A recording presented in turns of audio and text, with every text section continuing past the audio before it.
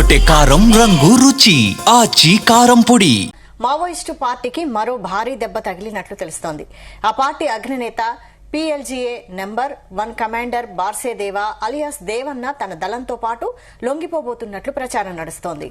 అయితే దీనిని అధికారులు ఇంకా ధృవీకరించాల్సి ఉంది. ఆపరేషన్ కగార్లో మావోయిస్టు అగ్రనేత కేంద్ర కమిటీ సభ్యుడు మోస్ట్ వాంటెడ్ మడవి హిడ్మా కిందటి నెలలో జరిగిన ఎన్కౌంటర్లో మృతి చెందాడు. ఆ తర్వాత దండకారణ్య స్పెషల్ జోనల్ కమిటీ కార్యదర్శి బాధ్యతలను దేవన్న స్వీకరించినట్లు తెలుస్తుంది.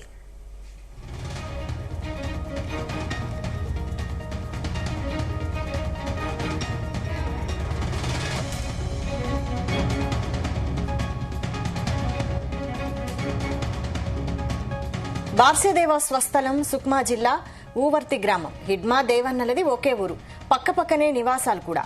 హిడ్మా దేవన్నకు చిన్నతనం నుంచే మంచి అనుబంధం ఉంది.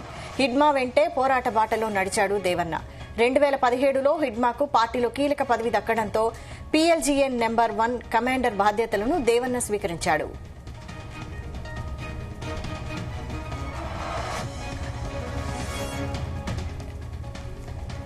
దండకారణ్యలో మెరుపు దాడులకు ఈ విభాగం స్పెషల్. అప్పటి నుంచి ఈ గ్రూపుతో పలు దాడులకు నాయకత్వం వహించాడు దేవన్న. ఆయనపై ఎన్ని కేసులు ఉన్నాయి, ఎంత ప్రైజ్ మనీ ఉందన్న దానిపై స్పష్టత రావాల్సి ఉంది.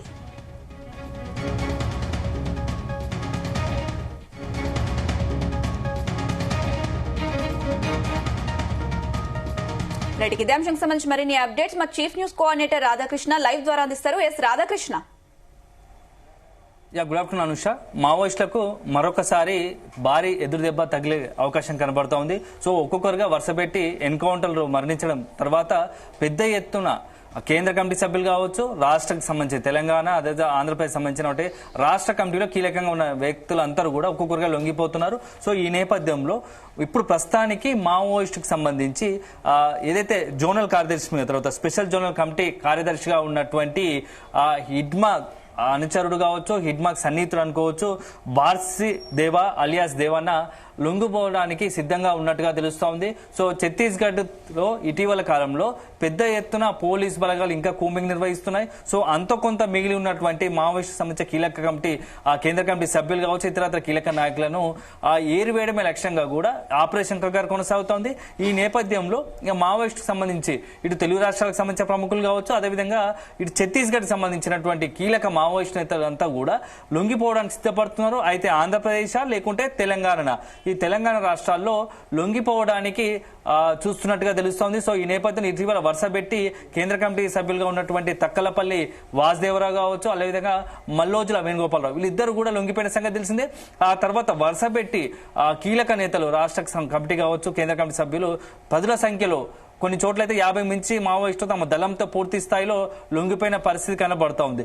ఇప్పుడు తాజాగా కూడా ఇది కీలకంగా ఇప్పుడు ప్రస్తుతం మావోయిస్టులో అంతో ఇంతో మిగిలి ఉన్న ఏకైక నాయకుడు కీలకంగా వ్యక్తిగా వ్యవహరిస్తున్న వ్యక్తి ఎవరన్నా ఉన్నారంటే దేవన్న. సో బార్సేదేవా దేవన్న. సో అతను కూడా లొంగిపోతున్నాడు. సో ఆల్మోస్ట్ మావోయిస్టు పార్టీ పూర్తి స్థాయిలో ఇక దాదాపుగా చివరి అంకానికి చేరుకుంది. ఏదైతే కేంద్ర ప్రభుత్వం చేపట్టిన ఆపరేషన్ కగార్ ఏదైతే ఉందో అది పూర్తి స్థాయిలో సక్సెస్ అయినట్టే అని చెప్పేసి కూడా తెలుస్తా ఉంది. ఒక రకంగా వరుసపెట్టి ఎన్కౌంటర్లు జరుగుతున్నాయి. ప్రస్తుతం జరుగుతున్న పరిణామాల నేపథ్యంలో ఇంకా ఒకరో ఇద్దరో కొంతమంది పదుల సంఖ్యలో ఉన్నటువంటి కీలక నేతలు కూడా ఇక లొంగిపోవడం ఒక్కటే శరణ్యము, ఇక వాళ్ళు ఇవాళ కాకుండా రేపటికైనా పోలీస్ బలగాల చేతిలో చిక్కితే ఖచ్చితంగా చావు తప్పదు అని చెప్పేసి ఒక ఉద్దేశంతో ఉన్నారు. సో హిడ్మా ఎన్కౌంటర్ తర్వాత పూర్తి స్థాయిలో మావోయిస్టు ముఖ్యంగా ఛత్తీస్గఢ్ సంబంధించినటువంటి కీలక నేతలు ఉన్నటువంటి మొత్తంగా కూడా వాళ్ళ ఆలోచన విధానం మారింది. సో హిడ్మా ఉన్నంత వరకు కొంత పోరాట దిశగా ఇంకా లొంగిపోయిన వారు సరే కానీ మేము ఇంకా మావోయిస్టు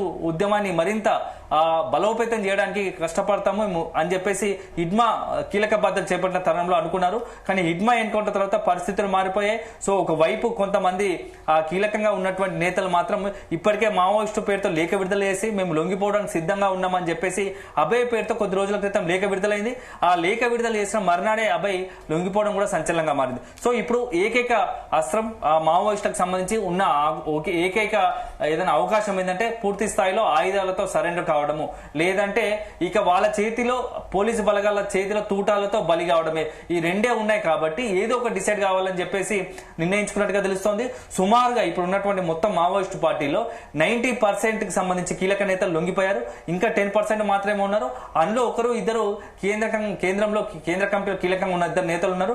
వాళ్ళు కూడా ఇప్పుడు వయసు రీత్యా అనారోగ్యంతో బాధపడుతున్నారు. సో బహుశా వారం 10 రోజుల్లో అతి కొద్ది రోజుల్లోనే వాళ్ళు కూడా లొంగిపోవడానికి, ఎందుకంటే ఇప్పటికే జనవరి 1 కల్లా లొంగిపోతాము, జనవరి 1 కల్లా ఆయుధాలు సరెండర్ చేసి పూర్తి స్థాయి లొంగిపోతాము అని చెప్పేసి కూడా లేఖ విడుదల చేసిన నేపథ్యంలో ఆ యొక్క ఏదైతే అభయ్ లేఖ విడుదల వెనుక కూడా ఈ మావోయిస్టు అగ్రనేతలే ఉన్నారు.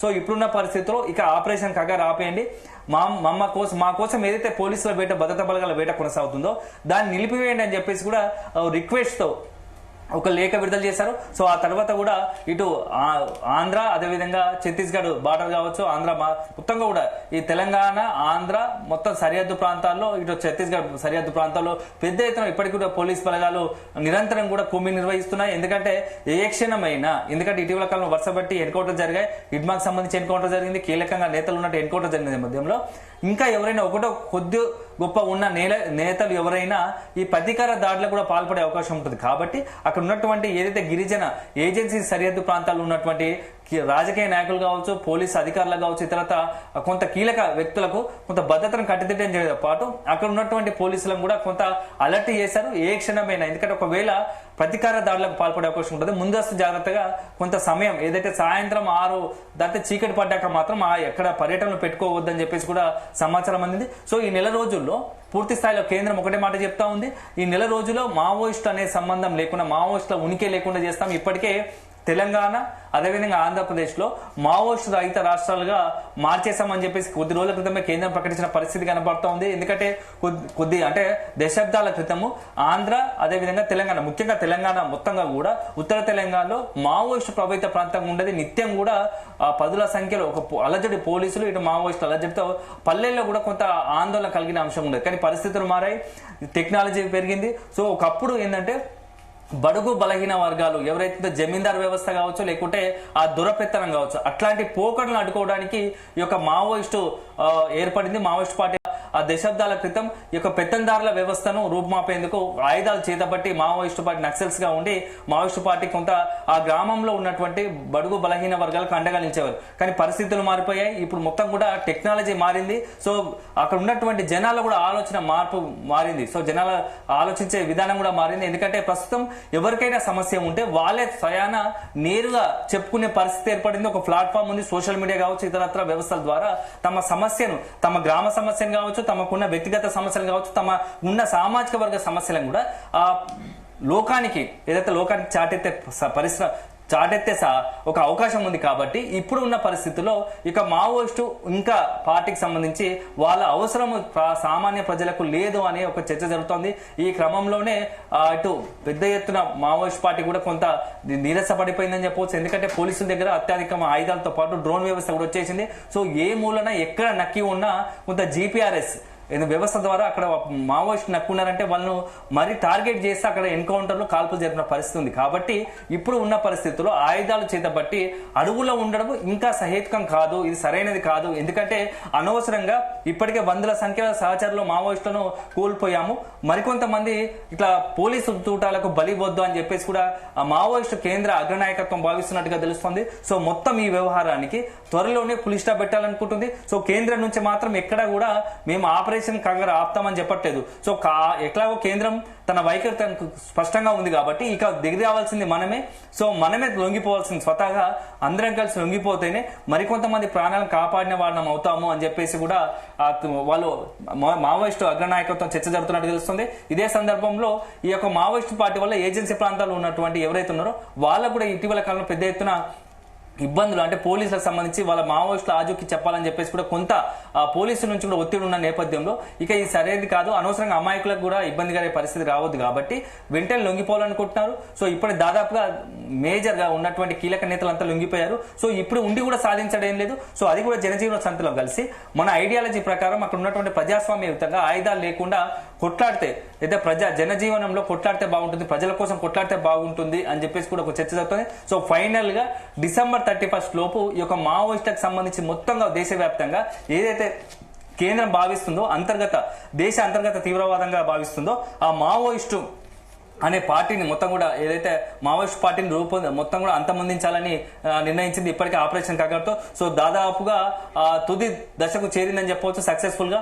2026 మార్చి వరకు ఆపరేషన్ కగార్తో మావోయిస్టు రహిత దేశంగా దేశాన్ని మారుస్తా అని చెప్పేసి కేంద్రం ప్రకటించింది. కానీ అంతకు ముందుగానే జనవరి లోపే December 31 లోపే మొత్తం కూడా దేశవ్యాప్తంగా ఉన్నట్టు మావోయిస్టు లొంగుబాట్లకు కావడం ఒక సంచలనంగా మారుతుంది. సో ఫైనల్ గా మాత్రం ఇప్పుడున్న కేంద్రం ఏది తీసుకుందో కేంద్రం ఒక రకంగా సక్సెస్ అయిందని చెప్పవచ్చు. కీలక నేతలు లొంగిపోవడం, అదే సందర్భంలో మరికొంతమంది లొంగిపోవడానికి సిద్ధపడుతున్నారు. సో అలాంటి వారిలో ఇప్పుడు దేవన్న ఉన్నారు. సో దేవన్న లొంగిపోతే అల్టిమేట్ గా ఇక మావోయిస్టు పార్టీకి కోలుకొని ఎదురు దెబ్బ. సో దేవన్న బాటలో మిగతా వారు కూడా రావాల్సి ఉంటుంది. ఎందుకంటే హిడ్మా ఎన్కౌంటర్ తర్వాత దేవన్న కీలక బాధ్యతలు తీసుకున్నారు. సో పీపుల్స్ లిబరేషన్ గెరిల్లా ఆర్మీకి సంబంధించి నంబర్ 1 కమాండర్ గా ఇప్పుడు ఉంటున్నారు. సో 2017లో ఈ బాధ్యతను హిడ్మా తీసుకున్నాడు. సో హిడ్మా బాధ్యతలు తీసుకున్న తర్వాత హిడ్మా ఏవైతే ప్రణాళికలు రచించాడో ఆ అన్నిటికి కూడా ఈ దేవన్ననే తెర వెనుక ఉండి నడిపించినాడు. సో హిడ్మాకి సంబంధించిన వేసినటువంటి ప్రణాళికల్లో మొత్తంగా కూడా దేవన్న పాలు పంచుకొని సక్సెస్ఫుల్ గా వాటి విజయవంతంగా అంటే మావోయిస్టు పార్టీ ఏవైతే దాడులు రూపొందించిందో హిడ్మా ఆధ్వర్యంలో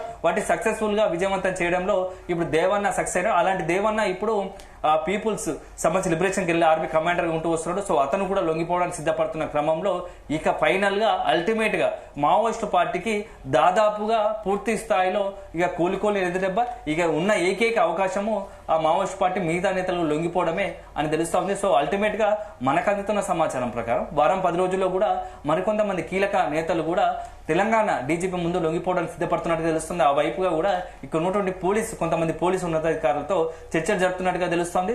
సో మొత్తంగా కూడా వారం 10 రోజుల్లోనే December 15 లోపే కీలకంగా ఉన్నటువంటి ఉద్యమంలో ఆది నుంచి మావోయిస్టు పార్టీకి దశాబ్దాల నుంచి కూడా కీలకంగా ఉన్నటువంటి అగ్రనేతలందరూ కూడా లొంగిపోవడానికి సిద్ధపడుతున్నట్టుగా తెలుస్తుంది. ఒకవేళ December 15 వరకు లొంగిపోకుంటే మాత్రం ఖచ్చితంగా వారికి ఆపరేషన్ కగార్లో ఏరివేత తప్పదు అనేది కూడా కొంత పోలీస్ నుంచి ఇన్సైడ్ గా సమాచారం వెళ్తుంది. సో 15 వరకు వేచి చూద్దాం. 15 తర్వాత కూడా అక్కడి నుంచి మావోయిస్టు పార్టీ ఇంకా కూడా లొంగిపోకుండా కనుక తమ అలాగే ఉంటే మాత్రం పోరాటం కొనసాగిస్తామంటే ఖచ్చితంగా తూటాలకు మేము సమాధానం చెప్పాల్సి ఉంటుంది. సో పోలీసు తూటాలకు బలి కావాల్సిందే, ఇక మాకు అది తప్ప వేరే శరణ్యం లేదని చెప్పేసి కూడా పోలీసులు చెప్తాను. సో అల్టిమేట్ గా ఈ 10-15 రాబోయే 2-3 వారాల్లో మావోయిస్టు పార్టీకి సంబంధించి అత్యంత కీలక పరిణామాలు చోటు చేసుకునే అవకాశం స్పష్టంగా కనపడుతుందని చెప్పవచ్చు. Anusha. Right Radhakrishna, thank you.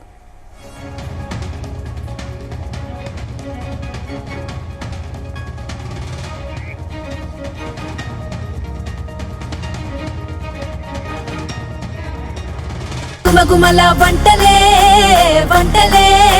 తెరకొట్టే కారం రంగు రుచి ఆచి కారం పొడి.